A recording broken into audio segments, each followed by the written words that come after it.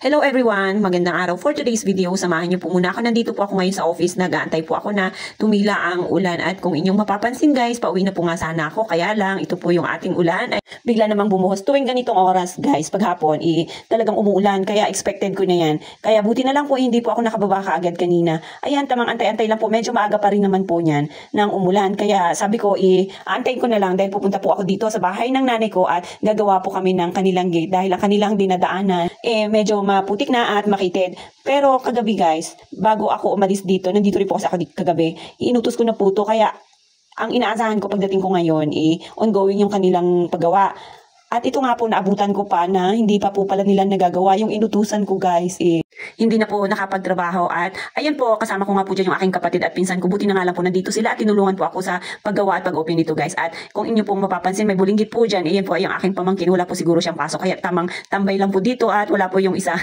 Ganyan po talaga. Tingnan nyo guys, ang ganda talaga rito sa bukid. Alam nyo ba kung bakit? Sobrang presko at ang sarap ng hangin pagka ganitong oras. At talaga namang nakakawala ng stress. Actually, ito po ay bahay ng nanay ko. Area nila ito. Pero madalas po ako pumupunta dito guys para silip-silipin na rin po sila. Kasi nga po dalawa lang sila dito ng aking pamangkin. At ayan, kung inyong mapapansin guys, ang layo ng narating ko para maglinis, di ba? Dahil sobrang naawa na ako dito sa kanilang paligid. Napaka tambak na po talaga yung mga dahon. Kung inyong mapapansin guys, naka-uniform pa ako dyan. Pero pauwi na rin po ako niyan. Kaya lang, wala naman din po akong gagawin. Nilinis ko na po ito yung kanilang area dahil hindi naman din po kaya ito ng nanay ko na linisin. Dahil nga po, alam nyo na nagkakaedad na medyo pagka naglinis ka ng ganito kalaking area, masakit na sa likod. At tamang busy rin po kasi yung aking mga sister-in-law, ang aking mga kapatid sa kanilang mga pinagkakakitaan. At tingnan nyo nga po, sobrang kapal ng dahon, di ba? At hindi ko nga po alam kung ilang buwan na ito. Charot lang guys. Pero yung nanay ko, ilagi ko yung nakikitang nagwawalis dito. At ito nga po yung kanilang halaman na pabayaan na rin. Sobrang gaganda pa nga sana. Kasama ko nga po pala ang aking nanay. At ayan siya guys, di ba? Akala mo yung supervisor. Nakapusing pa talaga. Tinulungan niya na nga po pala ako kasi naawa na siya sa akin guys. Naka-uniform pa ako at ako pa naglinis dito sa area nila. At ayan po, medyo patapos na rin po kami dyan. Medyo gumanda-ganda na guys, di ba? Maganda na sa paningin, di ba? Natanggal na yung mga kalat, nabawasan. At sabi ko nga po, konting ayos-ayos pa dito sa paligid nila.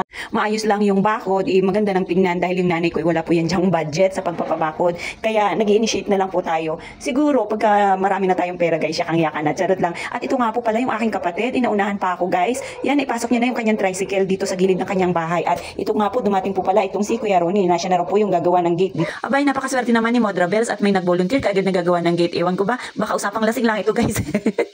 Naglakad-lakad pa nga yan siya dyan guys at habang nakatingin ito yung aking nanay, tinitingnan niya kung gaano karaming mga materialis ang mauubos dito sa paggawa ng gate ng aking nanay. At yan guys, maganda po kasi pagka nandito kami magkakapatid, ipapasok namin yung mga sasakyan namin. Kaya yan, gustong-gusto ko pong ipaggawa. At tingnan nyo nga guys, ito yung kubo ng nanay ko. Talaga naman pagka gusto talaga may paraan kahit na lagi siyang walang pera.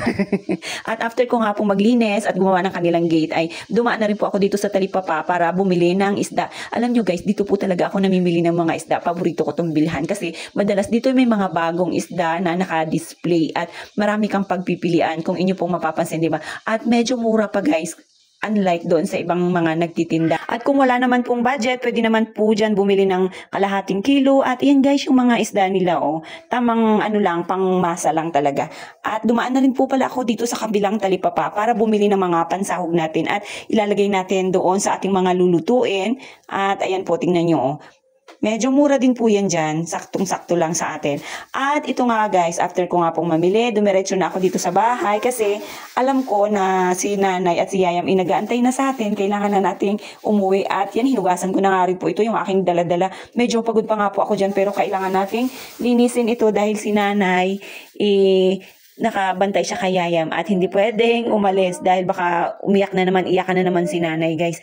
At ayan nga po, yan, nilinis ko na yan siya, saka natin ilalagay doon sa rep. Tamang magpiprito lang po tayo kasi meron pa po tayong ulam na natitira doon sa kaldero na niluto pa natin kanina guys. Hindi pa nga po pala ako nakakapagpalit ng damit yan guys. Hinubad ko lang ang aking uniform at yan ang aking inner, isuot-suot ko pa rin pero saglit lang naman din po ito. Yan, inislice ko na nga po pala ito yung mga isda para kumasya rin doon sa ating freezer. At yan, dahil nga po pang sigang lang po lahat yan. Medyo nahirapan pa nga po ako pag-slice niyan dahil ito yung ating kutsilyo sobrang talas. Hindi na nakakasa. Ito po ang matambaka na nabili ko rin. Yan, nilinis ko na nga rin po dahil hindi ko napalinisan kanina doon. Actually, pwede rin naman din po yan dong palinisan sa Talipapa. Kaya lang nakalimutan ko lang talaga guys. Yung ito lang yung mga malalaki, yung aking napakaliskisan dahil medyo mahirap yan. Medyo malalaki nga po yung kaliskis niyan. Kaya kako Yun, pinalinisan ko na. At ito lang, yan. Kaya dito na natin nilinisan. Madali lang naman din po ito linisan, guys. Ilalagay lang natin sa rep dahil meron pa tayong ulam na natitira. At magpiprito lang po tayo ng iilan-ilan para kahit papaano, ayan, maiba naman yung ulam ni nanay. Aalis din po kasi ako. Kaya kung inyong mapapansin, parang nagmamadali ako dyan. Ayoko naman din po na iasa kay nanay na siya lang ang maglilinis nito habang nagbabantay kay Yayam, guys. Alam niyo na pagka may bulinggit, di ba? Kung saan ka, inandun din itong si Yayam. Kaya, ayan, para malis na nga po sa mga gawain ni nanay, ako na po yung gumawa. Tamang linis-linis lang naman ito at ilalagay na natin doon sa rep para meron tayong stock na pang-ulam. Mahirap po kasi dito sa amin pagka wala kang ulam, isa ka palang maghahanap ng iyong lulutuin. Kailangan po pagka umuwi kami, may dala na talaga kaming mga i-stock namin dito sa bahay. Kasi guys, medyo sabi ko nga po malayo-layo ng konti ang aming bahay dito sa highway. Pagkatapos ko nga po pala, naligo lang po ako saglit at ayan, nandito na po ako, kasama ko yung aking mga Nauna po sila dito dahil magkakaroon po pala kami ngayon ng mas dito sa area. At ayan, tuwang-tuwa pa nga ako dyan, guys. Hindi ko nga alam kung ano yung aking tinatawanan dyan. Sobrang natuwa lang po ako. Habang nagantay nga po kami ng pare, tamang kwento-kwentuhan lang. So, paano ba yan? Kita-kits ulit sa susunod na video, guys. Bye-bye!